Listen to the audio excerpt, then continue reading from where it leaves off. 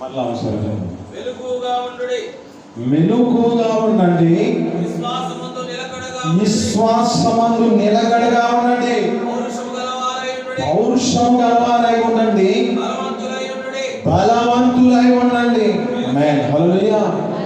ఇలా నీతో మాట్లాడుతున్న మాట ప్రకారం జ్ఞాపకం చేసుకుంటే మెలకువ కలిగిన స్థితిలో మనం లేవాము. నా దేవుని యొక్క చిత్తాన్ని మనం జరిగించడానికి మన యొక్క స్థితిని బట్టి మనం మెలకుగా లేమేమో.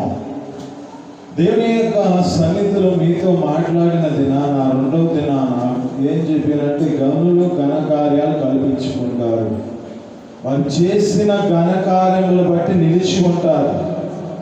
అయితే ఈ దినాన నీతో మాట్లాడుతున్న మాట ప్రకారం జ్ఞాపకం చేసుకుంటే మొదటిగా మెలకువ కలిగి ఉండాలి. ఆమేన్. హల్లెలూయా. లూకాసు సువార్త 12వ అధ్యాయం 42వ వచనం కాడి చదువుకుందాం.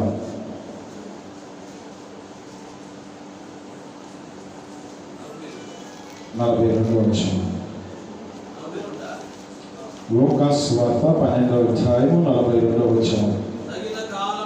తగిన కాలమున ప్రతివానికి ఆహారం పెట్టుటకు యజమానుడు తన ఇంటి వారి అందరి మీద నియమించినట్టి నమ్మకమైన బుద్ధిగల గృహ నిర్వాహకుడు ఎవడు? ఎవని ప్రభువు వచ్చి వాడు అలాగ చేయుటకు కనుగొను, ఆ దాసుడు ధన్యుడు. హల్లెలూయా. ఏ గృహ నిర్వాహకుడు తన జీవితంలో తన ఇంటి వారందరికీ ఆహారమును సిద్ధపరిచి తన కుటుంబాన్ని నడిపించుకున్నవాడు ఎవడు? గృహ నిర్వాహకుడు ఎవడు? ఎవడైతే తన జీవితంలో తన కుటుంబాన్ని జాగ్రత్తగా చూసుకొని, తన కుటుంబాన్ని జాగ్రత్తగా కాపాడుకొని దేవుని ఎదుటకు తీసుకొచ్చి తన సంబంధమైన ఆత్మ సంబంధమైన ఆహారం అనుగ్రహించేవాడు ఎవడు? అది అనుగ్రహించేవాడు చూస్తే ప్రభువు తన సమయమున వచ్చిన దినాన ఆ యొక్క యజమానుడు చూసి ఈ ప్రభు అంటున్నాడు, ఎవడైతే ఈ విధంగా చేస్తాడో వాడు ధన్యుడు. ఆమేన్. హల్లెలూయా. తర్వాత చదవండి. అతడు తనకు కలిగిన దానంతటి మీద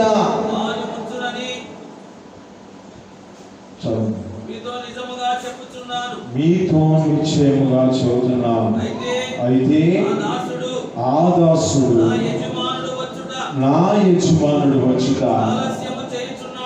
ఆలస్యము చేయుచున్నాడని తన మనస్సులో అనుకొని తలచినను దాసులను కొట్టి తిని త్రాగి మత్తుగా ఉండసాగితే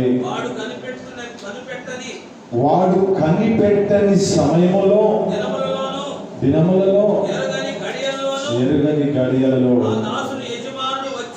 ఆ దాసుడు యజమానుడు వచ్చి చదవండి. అపనమ్మకస్తులతో పాలు నియమించుచుండెను. మన యజమానిని ఇక్కడ జ్ఞాపకం చేసుకుంటే లేఖనాలు సెలవిస్తూ ఉన్నాయి, యజమానుడు ఆలస్యం చేస్తున్నాడని. ప్రభువైన యేసుక్రీస్తు పరలోకం నుంచి దిగి వచ్చుట ఆలస్యం చేస్తున్నాడని. ఇతడు దాసుడుండగా ఈ దాసుడు తన పనివారు దాసులను కొట్టి ఆ దాసులను కొట్టి తిని త్రాగుచు తన జీవితంలో మద్యముతో ఆ యొక్క ద్రాక్షారసముతో మత్తుడై ఉండుట ఉండిన దినమున ప్రభు అయిన యేసుక్రీస్తు వస్తే ఆ దాసుని కూడా ఏం చేస్తానంటున్నాడంటే, ఎవరైతే ఈ నరకంలో త్రోయబడుతున్నారు, ఈ నరకంలోనికి పాలు భాగస్తులు అవుతున్నారు, అదే ప్రాంతంలోకి వీరు కూడా వెళ్తారు. ఆమేన్, హల్లెలూయా. ఇక్కడ అంటున్న మాట ఏమిటంటే, యజమాని చిత్తము జరిగించని వాడు అనేకమైన దెబ్బలు తగులుతాయి. యజమాని చిత్తము ఏమిటో తెలుసుకొని అది నడుచుకున్న వాడికేమో ధన్యుడు అంటుంది. ఆయన ఎప్పుడు వస్తాడో తెలియదు, అయితే సిద్ధపాటు కలిగి ఉండాలి, అంటే మెలుగు కలిగి ఉండాలి. ఎవడైతే ఈ మెలుగు కలిగి ఉంటాడో తన జీవితంలో యజమానుడు వచ్చిన దినమున, యజమాని యొక్క చిత్తము చొప్పున జరిగించిన దినమున నీవు ధన్యుడుగా మార్చబడతావు. ఆమేన్, హల్లెలూయా. నీ జీవితంలో ఆయన ఎప్పుడో వస్తాడులే, ఏదో చేస్తాడులే, ఇప్పుడు కాదులే, అది ఎప్పుడో సంవత్సరాలు చెప్పుకుంటూ పోతున్నారులే. తెలిసిన వాక్యమే. ప్రకటన గ్రంథం 2వ అధ్యాయము 11వ వచనంలో మాట, ఇదిగో త్వరగా వస్తున్నాను అని చెబుతున్న దేవుడు ఇప్పుడు అలా రాళ్లే, అల్ఫయు ఒమేగా అయిన దేవుడు ఇప్పుడు రాళ్లే అనే ఉద్దేశం కలిగి నీ జీవితంలో ఏం చేస్తున్నావు అంటే, నీ జీవితంలో అనేకమైన అన్యాయ క్రియలు చేస్తున్నావు, అపవిత్రుడిగా మార్చబడుతున్నావు. నీ జీవితంలో నీతి అనేది ఏది లేదు. నీ జీవితంలో ఏ మాత్రము పరిశుద్ధత అనేది కనబడలా. నీ జీవితంలో ఈ పరిశుద్ధత కనబడకపోతే దేవుడు వచ్చిన దినాన ప్రభు ఎప్పుడు వస్తాడో తెలియదు, యజమానుడు ఎప్పుడు వస్తాడో తెలియదు. ఆయన వచ్చిన దినమున నువ్వు సిద్ధపాటు కలిగి లేకపోతే నీకు అనేకమైన దెబ్బలు తగులుతాయి. నీ జీవితం ఒక నరకంలోకి త్రోయబడే పరిస్థితి వస్తుంది. యజమాని చిత్తము జరిగించువాడు ధన్యుడు. అలాగా ప్రభు చిత్తము ఎవడైతే చేస్తాడో వాడు ధన్యుడు. మెలకువగా నీ జీవితంలో కనిపెట్టుకుంటూ ఉండాలి. గృహ నిర్వాహకుడిగా అంటే నీ జీవితంలో నీ కుటుంబం నిమిత్తమై నీ జీవితంలో మెలకువ కలిగి ఏం చేయాలంటే, నువ్వు ఆ కుటుంబాన్ని జాగ్రత్తగా కాపాడుతున్నట్లుగా నీ జీవితంలో ప్రతి దినాన మెలకువగా ఉండి నీ జీవితంలో కలిగి ప్రార్థన చేయాలి. దేవుని చిత్తం ఏమిటో నువ్వు తెలుసుకొని ఆ చిత్త ప్రకారం చేయాలి. తినటం త్రాగటం మత్తుడై నీ జీవితంలో గడిపితే ఆయన వచ్చిన దినాన నీవెవడో నాకు తెలియదు. ఆమేన్, హల్లెలూయా. అనొచ్చు, నేను అనేక ప్రార్థన చేశాను, అనేకమైన నేను తీసుకొచ్చా దేవుని సన్నిధికి అని నువ్వు చెప్పినా ఏం పనికిరాదు. మత్తయి సువార్త 7వ అధ్యాయము 21వ వచనం 22వ వచనం.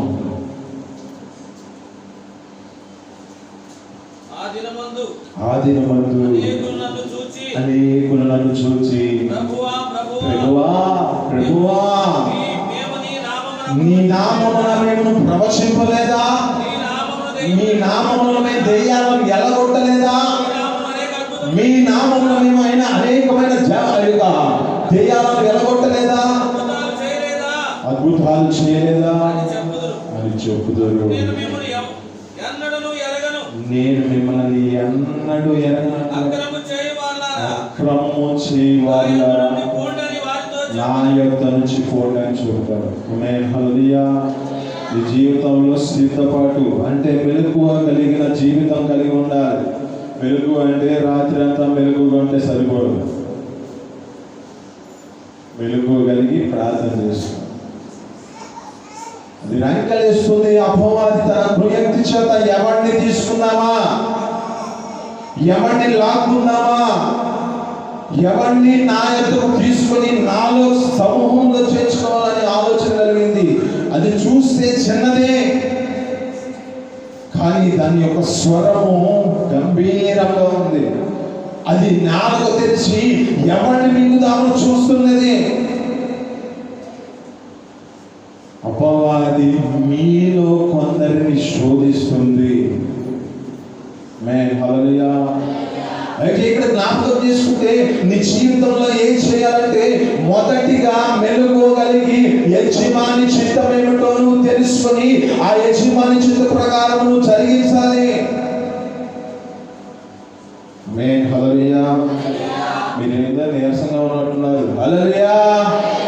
దేవుని శక్తిని పొందుకుందాం. ఉపవాస ప్రార్థన ఎన్నో దినానికి? 7వ దినానికి వచ్చాం, సంపూర్ణతలోకి వచ్చాం. ఇంకా శక్తి రావాలి. దేవుని శక్తి, దేవుని యొక్క శక్తిని మనం పొందుకొని దేవుని సన్నిధిలో ఆత్మీయతలో మన జీవితాన్ని కట్టుకుందాం. లోకానుసారమైన ఆశీర్వాదం మనకెందుకు? ఇప్పుడు కావాల్సింది ఏంటంటే ఆత్మ సంబంధమైన ఆహారం. నిన్నటి దినంలో సేవకులు చెప్పిన మాటలో ఏమన్నాడు? శక్తి చేతనైనను బలము చేతనైనను కాదు, కానీ ఆత్మ ద్వారానే జరిగించునుగాక. ప్రతిదీ ఆత్మ ద్వారానే మనం జరిగించుకోవాలి. లోకానుసారమైన ఆశీర్వాదాలు ఎంత ఉంటాయి మనకి, ఎందుకు అయ్యని ఇక వాటిని విడిచిపెడతాం. అయ్యా, నా జీవితంలో నేను ఒక యథార్థమైన జీవితాన్ని కలిగి ఉండాలి. అయ్యా, నా జీవితంలో ఒక నీతిని నడుచుకుంటూ అనేక మంది నీతి మార్గంలో నడిపించే విధంగా నేను మార్చబడాలి. అయ్యా, నా నీతి ద్వారా అనేక మందికి నేను ఒక సాక్షిగా, ఒక పత్రికగా ఉండాలని ప్రార్థన చేసుకోవాలి. దేవుని యొక్క ఆత్మ లేకపోతే ఆ పరిశుద్ధాత్మ నాకు అనుగ్రహించయ్యా. ఈ పరిశుద్ధాత్మ నీ జీవితంలో ఏం చేస్తుందంటే నువ్వు చేసిన అవిధేయతలను గుర్తు చేస్తుంది. ఈ యొక్క గుర్తు చేసినప్పుడు నీ జీవితం ఏం చేయబడుతుందంటే మనస్సాక్షి నేరారోపణ చేస్తుంది. ఇది చేసావు అన్నప్పుడు నీ జీవితం ఏం చేయబడుతుందంటే వ్యాధన చెందుతుంది. అయ్యా, నేను పాపిని, నేను నీకన్నా నా జీవితంలో ఈ విధంగా నేను దోషము చేశానయ్యా, నీ సన్నిధిలో నేను అర్హుడు కాదయ్యా అని హృదయం కలుగుతుంది.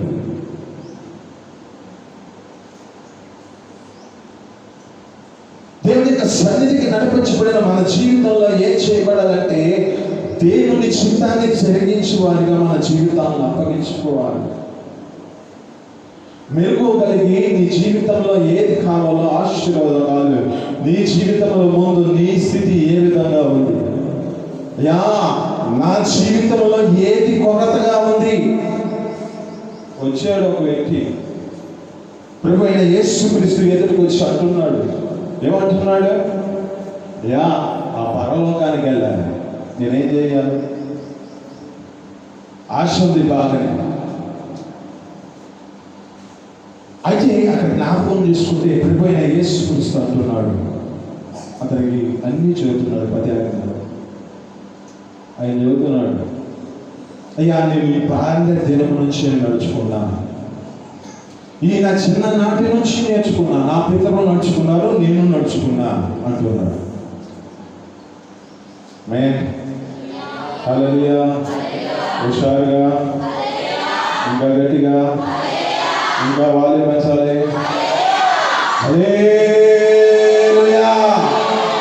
దేవుని యొక్క సన్నిధికి వచ్చిన మన జీవితాలలో ఆ యొక్క జ్ఞాపకం చేసుకుంటే నిత్య జీవానికి పోవాలని నీకు ఆలోచన బాగానే ఉంది. అయితే నీలో ఒకటి సరి చేయబడాలి, నీ జీవితంలో ఒకటి సరి చేయబడాలి. నీవు మెరుగుగలిగి దేవుని చిత్తాన్ని జరిగించినట్లుగా నీలో ఏ లోపం ఉందో ఆ లోపము సరి చేయబడాలి.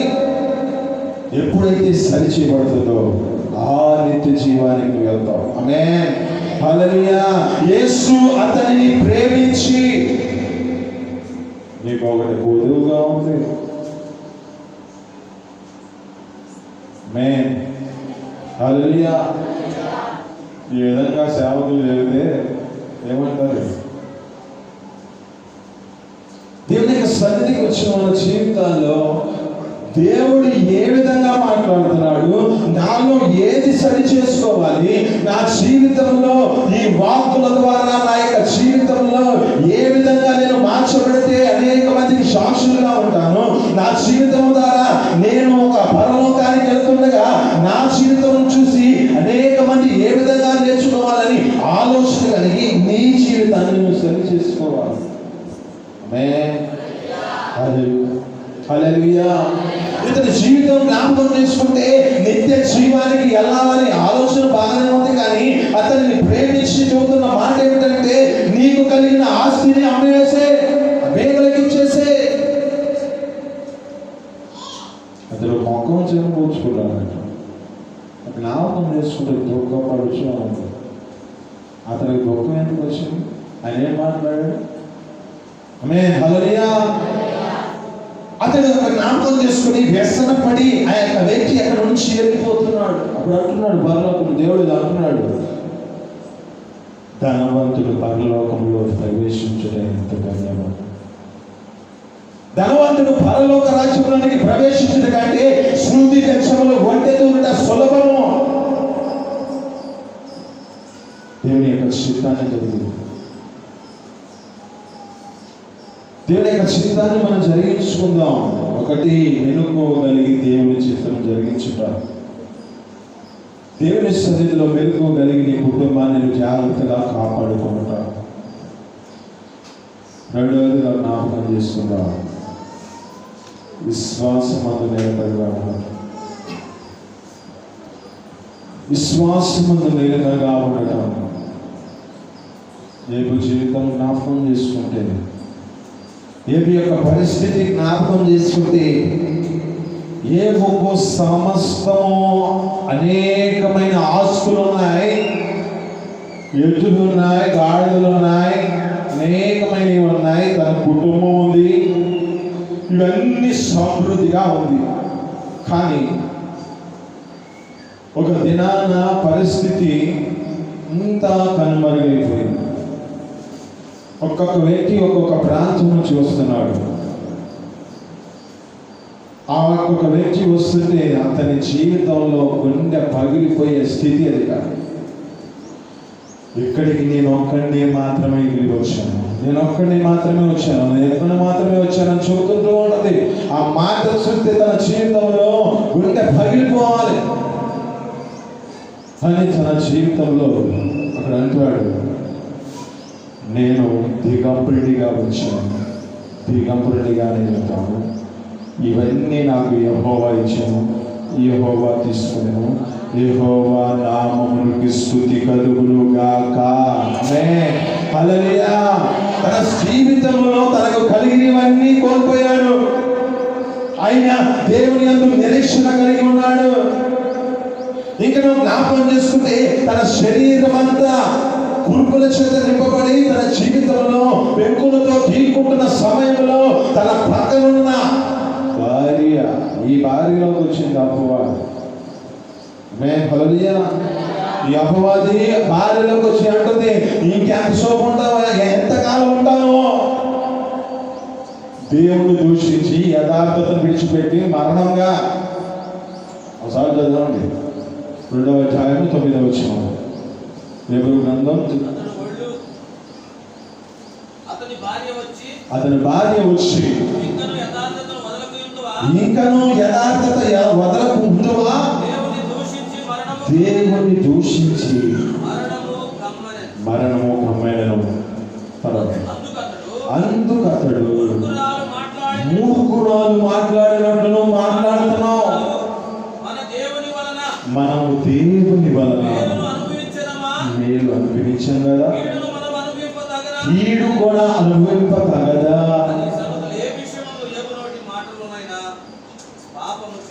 పాపము చేయలేదు. ఆమేన్, హల్లెలూయా. ఆయన నోట ఏ పాపపు మాట రాలేదంట, ఆయన దేవుణ్ణి ఏ మాత్రము దూషించలేదంట. ఎందుకంటే తన జీవితంలో అక్కడ ఉన్న యథార్థతను విడిచిపెట్టి మరణంగా అంటుంది ఆ భార్య. కానీ ఏమంటున్నాడంటే, ఆయన మేలు చేసినప్పుడు బాగానే అనిపించావా, ఆయన నీకు పెట్టినప్పుడు బాగానే తిన్నావుగా, ఎందుకు నీ జీవితంలో ఏదో ఒకసారి కీడొచ్చిందని నీ జీవితంలో ఆయన మీదను ఈ విధంగా దూషించే పరిస్థితి వస్తుంది. ఆమేన్, హల్లెలూయా. యోబు తన జీవితంలో జ్ఞాపకం చేసుకుంటే ఏం చేశాడో తెలుసా? ప్రతి అరుణోదయాన తన కుమారుల కొరకై చదవండి. మొదటి అధ్యాయం 4 వచనం. అతని కుమారులందరూ వంతులు చొప్పున అనుదినము ఒకరికొకరు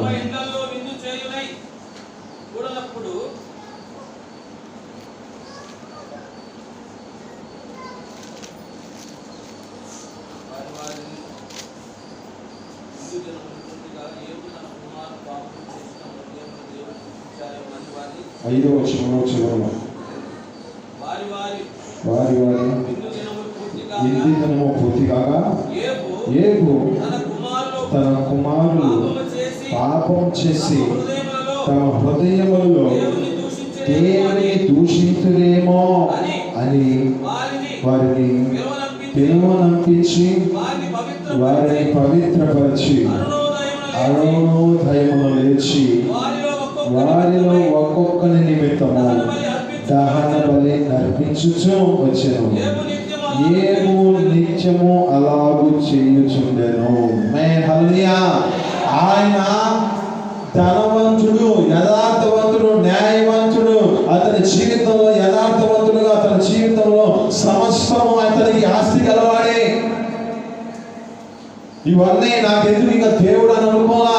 అతని జీవితంలో జ్ఞాపకం చేసుకుంటే వారి యొక్క సమయంలో వారి ఇంటి దినాలు పూర్తయిపోయిన తర్వాత ఈ కుమారుడు దేవుడిని దూషిస్తారేమో, ఆయన దూషిస్తారేమో అని వారి స్థితిని బట్టి వారి కుమారుల కొరకు బలి అర్పిస్తూ ఉన్నాడు. ప్రతి అరుణోదయమున నిత్యము అలాగూ చేస్తూ ఉన్నాడు. దినాలతో మాట్లాడుతున్న మాట ప్రకారం జ్ఞాపకం చేసుకుంటే నీకు ఎంతవరకు నీ కుమారుని కొరకు ప్రార్థన చేస్తున్నాను. ప్రతి అరుణోదయాన యోబు కుమారులు పాపము చేసి దేవుడిని దూషిస్తారేమో అని అంటుంది.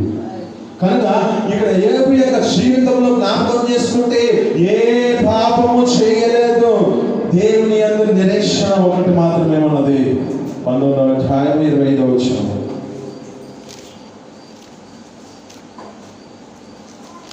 నా ఎముకలు 19:25. అయితే నా విమోచకుడు సజీవుడనియు తరువాత భూమి మీద నిలుచునని నేను ఎరుగుదును. ఇలాగూ నా చర్మము చీకిపోయిన తరువాత శరీరముతో నేనే దేవుడు చూచెదను. నా మటుకు నేనే చూచెదను, మరి ఎవరునూ కాదు. నేనే నా కనులారా ఆయన చూచెదను. ఆమేన్, హల్లెలూయా. ఇక్కడ జ్ఞాపకం చేసుకుంటే అతని జీవితం అంతా పెంకుల చేత గీకుంటూ తన శరీరం అంతా తన శరీరం అంతా నశించిపోతున్న సమయంలో అతను అంటున్నాడు, నా విమోచకుడు సజీవుడు. ఈ శరీరం ఒకవేళ చీకిపోయినా తర్వాత ఈ శరీరముతో కాక నా శరీరముతో దేవుణ్ణి నా మటుకే నేను చూస్తాను, నా కన్నులారా చూస్తాను. ఒక విశ్వాసం, గొప్ప విశ్వాసం, నిరీక్షణ. నీకు ఆలోచనలో 4వ వచనంలో ఉంటున్న మాట నీ నిరీక్షణకు చదవండి. నీ భక్తి నీకు ధైర్యము పుట్టిపదా. 4వ అధ్యాయం 6వ వచనం. 4వ అధ్యాయం 6వ వచనం. నీ భక్తి నీకు ధైర్యము పుట్టిపదా.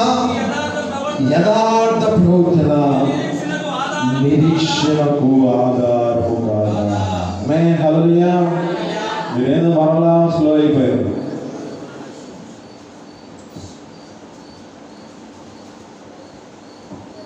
ఇక్కడ ఉంటే నీరసం వచ్చింది మాకు. మీరు సరిగ్గా అంటే నేను ఏమన్నా పోల్చుకుంటాను. ఆమేన్, హల్లెలూయా.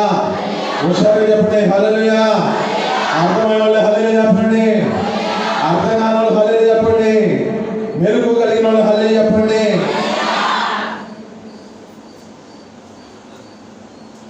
ఇక రెండవది జ్ఞాపకం చేసుకుంటే విశ్వాసమందు నిలకడగా ఉండండి. ఏబు యొక్క జీవితంలో గొప్ప విశ్వాసాన్ని కలిగి ఉన్నాడు.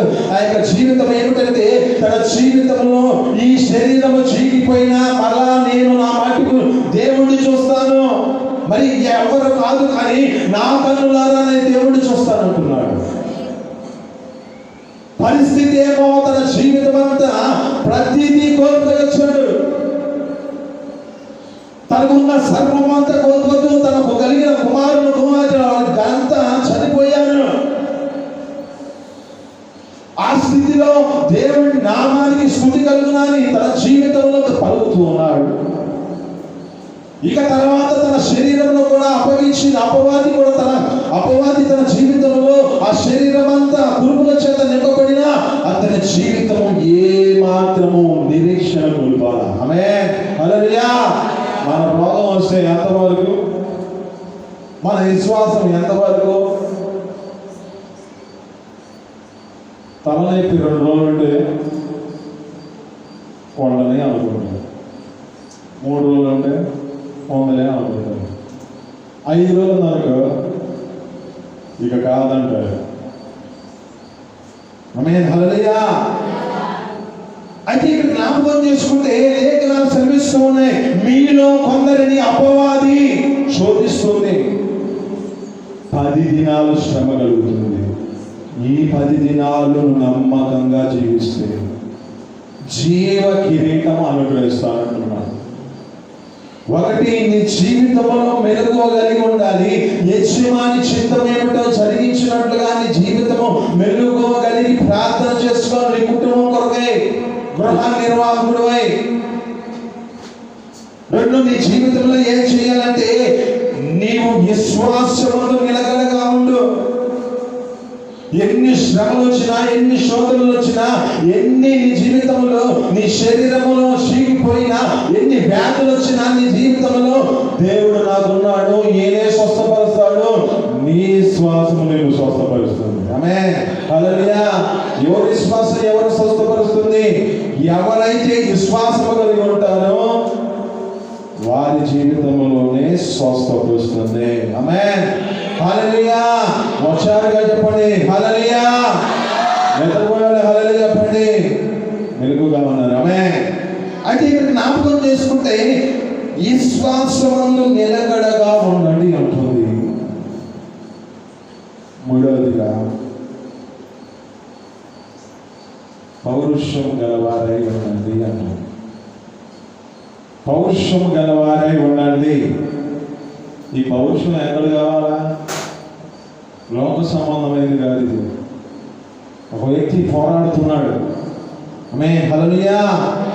ఆ వ్యక్తి ఎంతగా పోరాడుతున్నాడంటే ఆ దూతని పానీట్లా ఆశీర్వాదిస్తే నిన్ను పంపిస్తాను. ఆమేన్ హల్లెలూయా.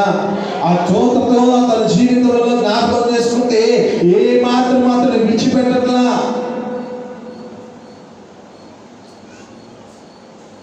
సమయం గడిచిపోతుంది. రేపు సమయం 9 అయింది, 10 అయింది, 11 అయింది, 12 అయింది. అక్కడ జ్ఞాపకం చేసుకుంటే తెల్లవారే సమయం అయిపోయింది. అయినా వచ్చి విడిచిపెట్టలా. నీవు ఆశీర్వాదిస్తేనే. అక్కడ జ్ఞాపకం చేసుకుంటే అతను ఏం చేశాడు? విషయ గ్రంథం 12వ అధ్యాయము 3-4 వచనాలు చదువుకుందాం. కావున మీరు ఆనందపడి. హోషేయ గ్రంథం 12వ అధ్యాయము 3-4 వచనాలు. హోషేయ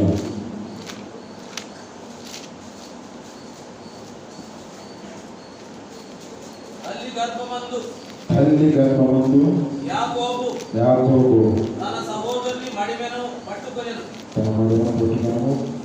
మగసిరి గలవాడై అతడు దేవునితో పోరాడెను. అతడు దేవుని అతడు దూతతో పోరాడి జయమొందెను. జయమొందెను. అతడు కన్నీరు విడిచి అతన్ని బతిమాలెను. బేతేలులో ఆయన అతనికి ప్రత్యక్షమాయెను. ఆయన అక్కడ మనతో మాట్లాడెను. యెహోవా అని, సైన్యములకు అధిపత్యము యెహోవా అని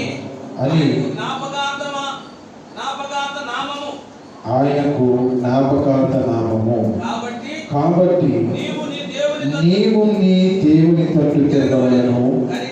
కనికరమును న్యాయమును అనుసరించుచు ఎడతెగక దేవుని యందు నమ్మిక ఉంచుము. ఆమేన్, హల్లెలూయా. ఇతడు జ్ఞాపకం చేసుకుంటే యాకోబు తన జీవితంలో పోరాడుతున్నాడు. తెల్లవారుతుంది, అయినా విడిచిపెట్టట్లా. దూతని ఆశీర్వదిస్తేనే అతని జీవితంలో జ్ఞాపకం చేసుకుంటే ఇక్కడ అంటున్న మాట ఏమిటంటే, మగసిరి కలవాడై అతడు దేవునితో పోరాడాడు. ఆ దూతతో తన జీవితంలో పోరాడిన దాన్ని బట్టి జయము పొందుకున్నాడు. ఈ యొక్క జయం పొందుకున్నకు కారణం ఏమిటంటే అతడు కన్నీరు విడిచుచు, ఆ కన్నీరు విడిచిన వాడై తన జీవితంలో జ్ఞాపకం చేసుకుంటే అతన్ని బతిమాలాడు కనుక అతని జీవితంలో అతడు ప్రత్యక్షమయ్యాడు. ఇక నీ జీవితము అంతకుముందు ఇతని యొక్క పేరు ఏ పేరంటే యాకోబే. యాకోబు అంటే మోసగాడు. తర్వాత జ్ఞాపకం చేసుకుంటే అతని పేరు మార్చబడింది.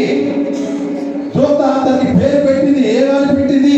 నీక మీదట నీకు ఇశ్రాయేలే అని పేరు పెట్టింది. ఆమేన్, హల్లెలూయా. ఇశ్రాయేలుగా మార్చబడ్డాడు ఈ యాకోబు. ఇదంతా జరుగుటకు కారణం ఏమిటంటే తన జీవితంలో మగసిరి గలవాడై తన జీవితంలో దూతతో పోరాడి జయం పొందుకున్నాడు. జయం పొందుకోవడం అంటే ఏదో ఆయుధాలు తీసుకోవచ్చు, లేక అయ్యో ఖడ్గాలు తీసుకోవచ్చు జయం పొందుకునేది కాదు ఇది. ఆమేన్, హల్లెలూయా. దేవుని సన్నిధిలో కన్నీరు విడిచుచు అతనిని బతిమాలుతున్నాడు.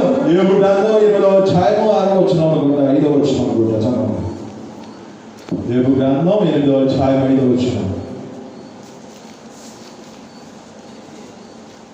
8వ అధ్యాయం 5వ వచనం. యోబు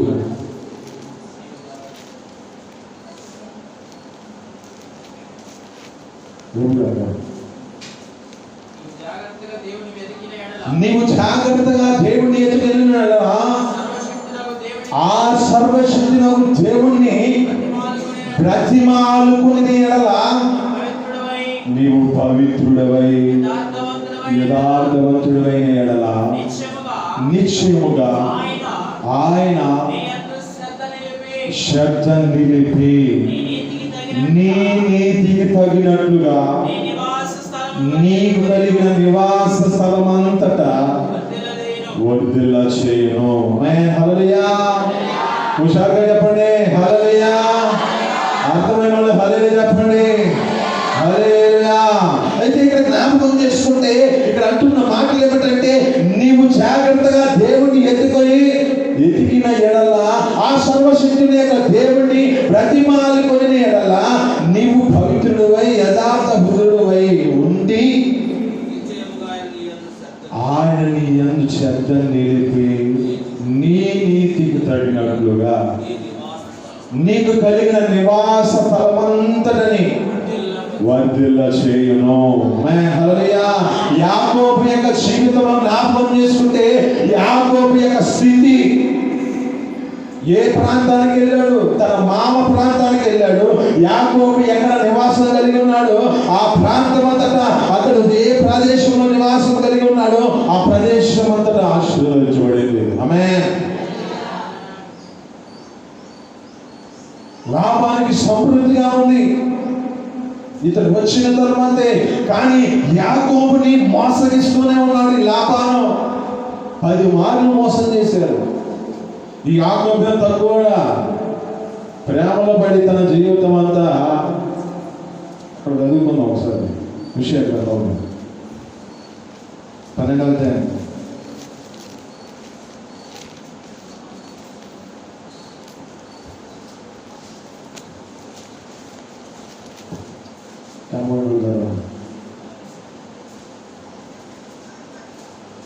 12వ వచనం. యాకోబు తప్పించుకొని సిరియా దేశమునకు పోయెను. భార్య కావాలని ఇశ్రాయేలు కొలువు చేసెను. భార్య కావాలని అతడు గొర్రెలు కాచెను.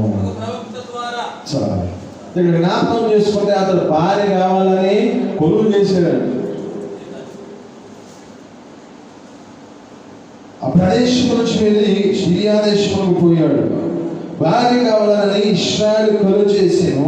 భార్య కావాలని అతడు ఏం చేయబడ్డాడంటే